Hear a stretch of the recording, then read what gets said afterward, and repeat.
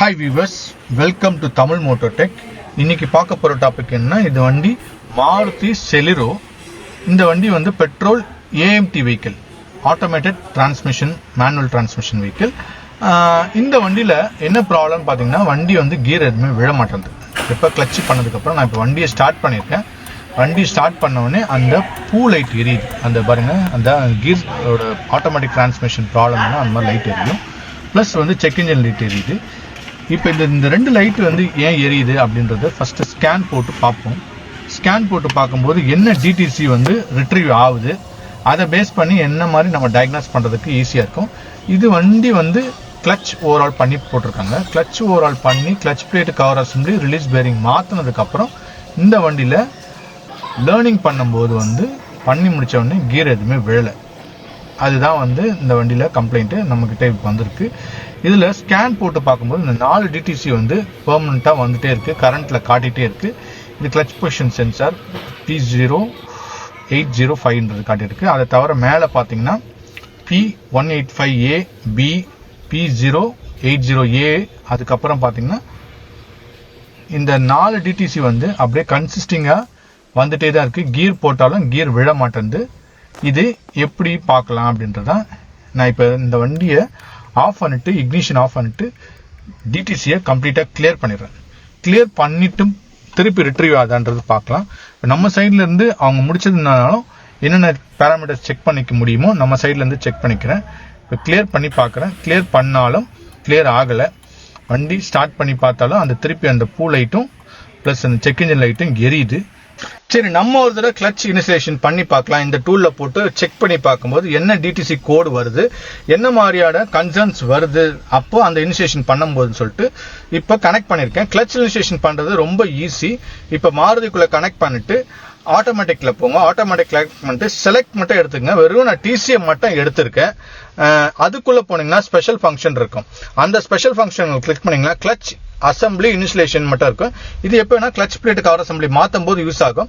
வண்டி வந்து first of பண்ணி வைங்க. இக்னிஷன் கீ ஆன்ல இருக்கணும். வண்டி வந்து நியூட்ரல் பொசிஷன்ல இருக்கணும்.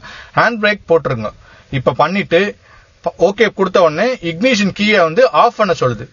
இக்னிஷன் கீயை ஃபுல்லா ஆஃப் பண்ணுங்க. ஆக்சரிஸ் முடுக்கணும், ஃபுல்லா ஆஃப் பண்ணிட்டு சாவி எடுத்துறாதீங்க.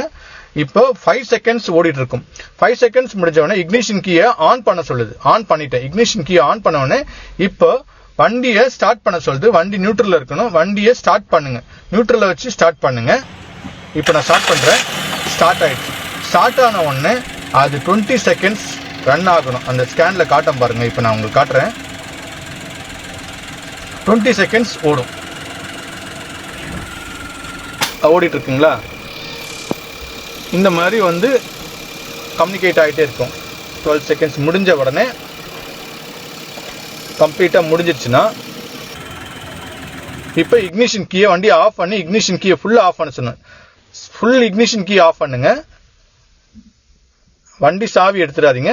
வெறும் ஆஃப் பண்ணி வண்டியிலே வைங்க. வச்ச உடனே 5 செகண்ட்ஸ் அது திருப்பி ரன் ஆகும். ரன் ஆகி முடிச்சு இக்னிஷன் கீயை திருப்பி ஆன் பண்ண சொல்லும். வண்டி ஸ்டார்ட் பண்ண வேண்டாம். வெறும் இக்னிஷன் கீ மட்டும் ஆன் பண்ணுங்க. ஆன் பண்ண உடனே திருப்பி கம்யூனிகேட் ஆகி கிளட்ச் லேர்னிங் ஆயிடணும். ஆகல. ஆனா இந்த வண்டி என்னன்னா நாட் ஸ்டோர் டு லேர்ன் வருது. அப்படின்னா இந்த வண்டி வந்து கிளட்ச் இனிஷியலைசேஷன் ஆக மாட்டேங்குது.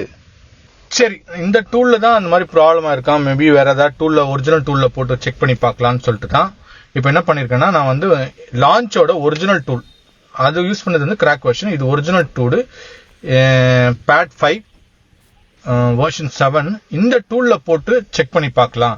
மேபி வந்து வேற என்ன கன்சர்ன் வருது. சில டைம்ல வந்து என்ன சொல்லுவாங்கன்னா, ஒரிஜினல் டூல் போட்டு கனெக்ட் பண்ணா ஒர்க் ஆகும். சில டைம் லான்ச்ல வந்து கிளட்ச் இனிஷியேஷன் வந்து ஆக மாட்டேங்குது அப்படின்னு சொல்லுவாங்க. சில கேஸ் டு கேஸ் மாறும். மேபி வந்து அதனால நான் இப்போ ஒரிஜினல் டூல்ல போட்டு கனெக்ட் பண்ணி பார்க்குறேன். திருப்பி அதே மாதிரி தான் எல்லாமே போட்டு செக் பண்ணிட்டு DTC ஃபுல்லா, ஏன்னா பேட்டரி கழட்டி வச்சதுனால வந்து நோ DTC வருது.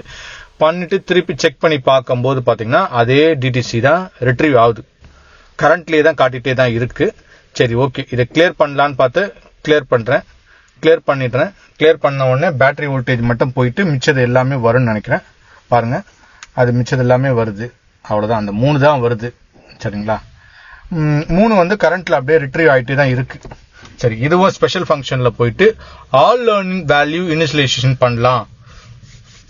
இது பண்ணி பார்க்கும்போது என்ன வருது அப்படின்றது பார்க்கலாம். இதுவும் வந்து எல்லா ப்ராசஸுமே சேம் தான். அதே வண்டி ஸ்டாப் பண்ணி வைங்க, இக்னிஷன் கீ ஆன் பண்ணி வைங்க, வண்டி வந்து நியூட்ரல் பொசிஷன்ல இருக்கணும், ஹேண்ட் பிரேக் போட்டுருங்க, போட்டுட்டு வண்டி ஓகே கொடுத்தீங்கன்னா இது எப்பெல்லாம் யூஸ் பண்ணலாம்னா, இப்போ நீங்க ஒரு கியர் பாக்ஸ் வந்து சேஞ்ச் பண்றீங்க, கழட்டி வைக்கிறீங்க, திருப்பி அசம்பிள் பண்றீங்க, புது யூனிட் போடுறீங்க, AMT யூனிட் போடும்போதெல்லாம் இது ஆல் லேர்னிங் இனிஷியேஷன் பண்ணலாம்.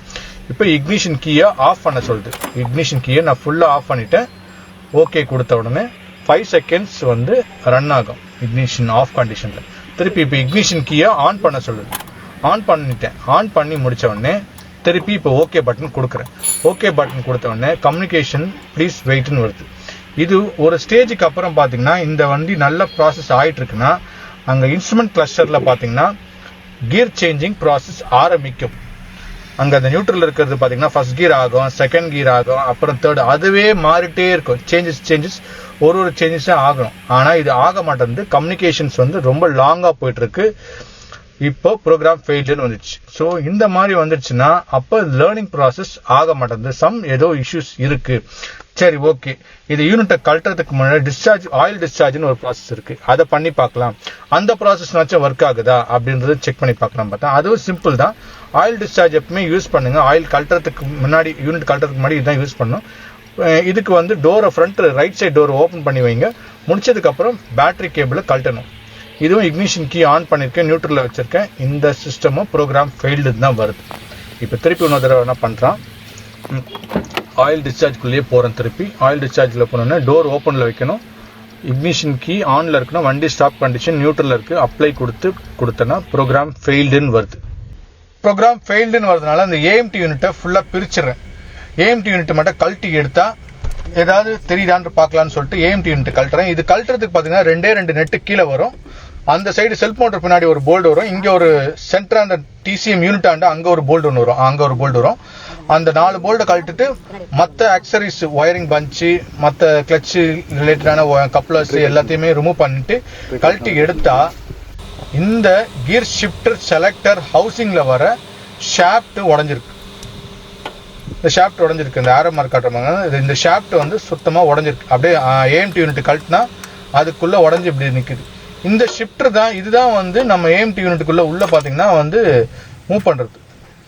இது 4 ஸ்க்ரூ வரும் பாருங்க. இந்த 4 ஆலன் கீ வரும். ஆலன் கீ போல்டை லூஸ் பண்ணி எடுத்து இப்படி நீக்கினீங்கன்னா இந்த ஷிஃப்டர் செலக்டர் ஹவுசிங்ன்ற யூனிட் வந்து வெளியில வந்துடும். இதுக்கு வந்து பால்லாம் உள்ளலாம் கிடையாது. இது மேனுவல் டிரான்ஸ்மிஷன்லயும் இதே மாதிரி தான் இருக்கும். இதுல கேபிள் வச்சு கனெக்ட் பண்ணிருக்கோம். இது வந்து AMT யூனிட் வந்து இதுல ஃபிக்ஸ் ஆயிருக்கு, அவ்வளவுதான். பட் அதே மாதிரி தான் இருக்கும். அதை தவிர பாத்தீங்கன்னா உள்ள செக் பண்ணீங்கன்னா மேனுவல் கியர் பாக்ஸ் அதே கியர் பாக்ஸ் தான் இருக்கும். எதுவுமே வந்து இதெல்லாம் கிடையாது. அடிஷ்னலா கிளச்சுக்கு வரதெல்லாம் ஆட்டோ கிளட்ச் அந்த மாதிரிலாம் எதுவுமே இருக்காது. மேனுவல் கியர் பாக்ஸ்க்கு என்னென்ன இருக்குமோ அந்த யூனிட் தான் இருக்கும். இதுதான் அந்த ஷிஃப்டர் செலக்டர் யூனிட் அசம்பிளி. அது மேல அந்த மண்டல கொண்ட மாதிரி வரும், நல்லா ஒரு பாக்குறதுக்கு. அந்த இது வந்து யூனிட் வந்து உடஞ்சிடுச்சு. அந்த யூனிட் உடஞ்சதுக்கு காரணம் என்னன்னு பாத்தீங்கன்னா, மேபி இவங்க கிளட்ச் இறக்கி ஏற்றிருக்கும் போது வந்து அதாவது சரியா சீட்டிங் பண்ணிருக்க மாட்டாங்க, உட்கார வச்சிருக்க மாட்டாங்க. ரெண்டாவது வந்து நியூட்ரல்ல வச்சிருக்க மாட்டாங்க. நியூட்ரல்ல வச்சு வண்டி கியர் பாக்ஸ் இறக்காம டீல போட்டுட்டு இறக்கிட்டு டீலே மாட்டும் போது அந்த மாதிரி இதுவா இருக்கும். மூணாவது வந்து வேற ஏதாவது கன்சர்ன்ஸ் இருக்கலாம். இல்ல கிளட்ச் பிளேட் கவர் அசம்பிளியே வந்து நார்மல் கிளட்ச் பிளேட் அசம்பிளி இல்லாம வேற ஏதாவது கிளட்ச் பிளேட் கவர் அசம்பிளி போட்டு கிளட்ச் இனிஷியலைசேஷன் பண்ணிருப்பாங்க. அப்பம்போது அந்த கியர் ஷாஃப்ட் உடஞ்சிடும். இந்த கியர் ஷிஃப்டர் செலக்டர் யூனிட்டை கம்ப்ளீட்டா கழட்டி எடுத்தா இந்த பேரிங் ஃபுல்லாமே உடஞ்சிருக்கு. இதுல வர அந்த ஷிம் காட்டுறேன் பாருங்க. இந்த பேரிங் வெளியில எடுக்கிறேன். இந்த பேரிங் வெளியில எடுத்தேன்னா உள்ள பாத்தீங்கன்னா இதுக்குள்ள ஒரு ஷிம் வரும். இந்த ஷிம் பாத்தீங்கன்னா தூளா உடஞ்சிருச்சு. அப்படி அப்போ உடஞ்சும் போது நம்மளால எதுவுமே பண்ண முடியாது. அப்போ இந்த யூனிட் தான் மாத்தணும்.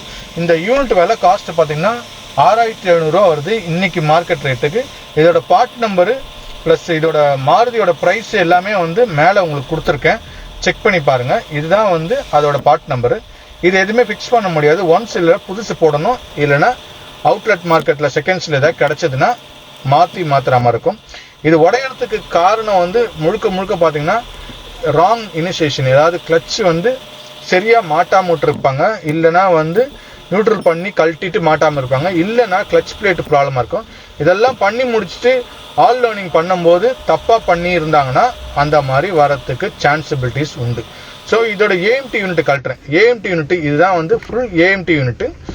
இந்த ஏஎம்டி யூனிட்ல நிறைய சைல்டு பார்ட்ஸ் இப்போ அவைலபிளா இருக்கு. இதோட ஃபுல் யூனிட் பாத்தீங்கன்னா ஃபர்ஸ்ட் லான்ச் பண்ணும்போது வந்து ஃபுல் யூனிட் தான் மாத்துற மாதிரி இருக்கும். இது எதுவுமே ரிப்பேர் பண்ண முடியாது, கழட்டி எதுவும் ரெடி பண்ண முடியாது அப்படின்ற ஒரு ஆப்ஷன் இது. இப்போ நிறைய சைல்டு பார்ட்ஸ் வர ஆரம்பிக்குது. இதை கழட்டி நம்ம ரிப்பேர் பண்ணலாம்.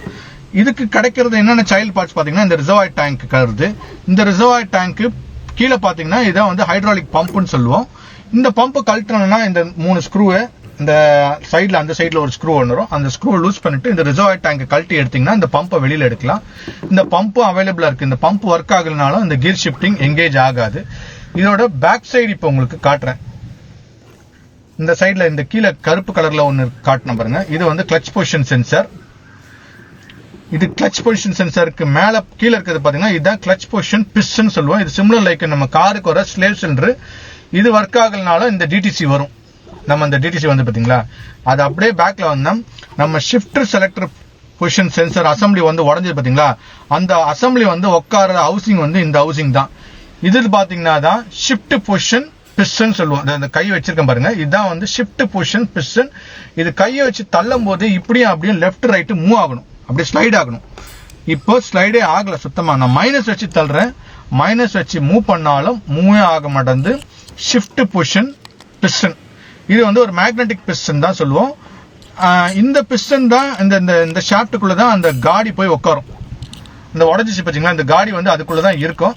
அந்த இது மூவ் ஆகாத ஸ்டக் ஆகனால அந்த காடி இப்போ உடஞ்சிருக்கு. ஸோ இதை கழட்டி பார்த்தா தெரியும். இது வந்து செலக்டர் பொசிஷன் பிஸ்டன் சொல்லுவோம். இதுவும் வந்து ஒரு மூவபிள் பிஸ்டன் தான். இது மூவ் ஆகணும். இப்போ நமக்கு வந்து ஒரு இந்த ஷிஃப்ட் செலக்டர் அசம்பிளி வந்து அவுட்லெட்ல கிடைச்சிருக்கு. நான் செகண்ட்ஸ்ல தான் வாங்கியிருக்கேன். இதை வாங்கி இப்ப வச்சு காட்டுறேன் பாருங்க. இந்த மாதிரி தான் அந்த காடி வரும். நம்ம உடஞ்சதுக்கு முன்னாடி காட்டணும் பாத்தீங்களா, அந்த காடி வந்து இப்படிதான் வரும். இந்த காடி தான் போயிட்டு அந்த ஷிஃப்ட் பொசிஷன் பிஸ்டன் இருக்கு பாத்தீங்களா, அதுக்குள்ள போய் உட்காரும். அதுக்கு மேல இருக்க மண்டையில இருக்க போயிட்டுன்னா செலக்டர் அந்த உள்ள போயிடும். இப்படி தள்ளுற பாருங்க, இப்படி உள்ள வைக்கும் போதே ஆட்டோமேட்டிக்கா அந்த ஷிஃப்ட் செலக்டர் பிஸ்டன்ல போய் மாட்டிக்கும். மாட்டிட்டு நான் இப்படி தள்ளினா மூவ் ஆகணும். இப்ப மூவே ஆகல. நான் இப்ப இது புதுசு வாங்கிட்டு இந்த பாட்டு வாங்கி மாட்டிட்டு இப்ப வண்டி அசம்பிள் பண்ணாலும் திருப்பி இந்த ஹவுசிங் உடைச்சிக்கும். அதனால இப்ப இந்த ஏஎம்டி யூனிட்டை ஃபுல்லா பிரிச்சாதான் உங்களால அது ஏன் ஜாம் ஆயிருக்கு, எதனால ஜாம் ஆயிருக்குன்றது கன்ஃபார்ம் பண்ண முடியும். ஸோ நான் இப்போ இந்த ஏஎம்டி யூனிட்டை டிஸ்மேண்டில் பண்ணலான்னு இருக்கேன். ஸோ இந்த டிஸ்மேண்டில் பண்ணுறதுக்கு முன்னாடி வந்து இந்த ஆல்மோஸ்ட் பார்த்தீங்கன்னா இந்த வீடியோ வந்து ஒரு லென்த் வீடியோ நான் போனதுனால இந்த ஏஎம்டி யூனிட் ரிமூவ் பண்ணுற டிஸ்மேண்டில் அண்ட் அசம்பிள் வீடியோன்றதை நெக்ஸ்ட் வீடியோவில் நான் உங்களுக்கு ஆல்மோஸ்ட் கிளீன் எல்லாமே வந்து ஸ்டெப் பை ஸ்டெப்பாக எக்ஸ்பிளனேஷன் கொடுக்குறேன். இந்த ஏஎம்டி யூனிட் கழட்டி மாட்டுறதுன்றது ரொம்ப ஈஸியான ஒர்க்கு. நிறைய பேர் நினைச்சிருக்காங்க ஏஎம்டி யூனிட்டா ஐயோ ரொம்ப கஷ்டமான ஒர்க்கு, ஐயோ நம்ம எடுத்து பண்றது ரொம்ப இதுன்றது. இது பிரிச்சு பார்த்ததுக்கு அப்புறம் தான் தெரியுது இது ரொம்ப சிம்பிளான ஒர்க்கு. இதுல என்னென்ன பார்ட்ஸ் சைல்டு பார்ட்ஸ் அவைலபிள் இருக்கு, என்னென்ன சைல்டு பார்ட்ஸ் வந்து மாருதி கொடுத்துருக்காங்க அவைலபிள் இருக்கு, என்ன மாதிரியான கன்சர்ன்ஸ் வருதுன்னு. ஸோ இப்போ இந்த வண்டியில பாத்தீங்கன்னா ஷிஃப்ட் கண்ட்ரோல் பொசிஷன் வந்து ஒர்க் ஆகல. நமக்கு இந்த ஷிஃப்ட் கண்ட்ரோல் பொசிஷன் ஒர்க் ஆகாதனால கூட இந்த டிடிசி எல்லாமே ரெப்ளிகேட் ஆகும். இந்த உடஞ்சதுனாலையும் இந்த shift control position piston work ஆகாதனாலையும் இங்க பாத்தீங்கன்னா லீக் ஆகுது. இது கிளட்ச் பொசிஷன் பிஸ்டன் வந்து ஃபுல்லா லீக் ஆகுது. இதெல்லாம் எப்படி கழட்டி மாட்டலாம் அப்படின்ற வீடியோ தான் நான் அடுத்த வீடியோல உங்களுக்கு அப்லோட் பண்ணலான் இருக்கேன். இந்த வீடியோ பிடிச்சிருந்தா லைக் பண்ணுங்க, ஷேர் பண்ணுங்க, மறக்காம அடுத்த வீடியோ கண்டிப்பா பாருங்க.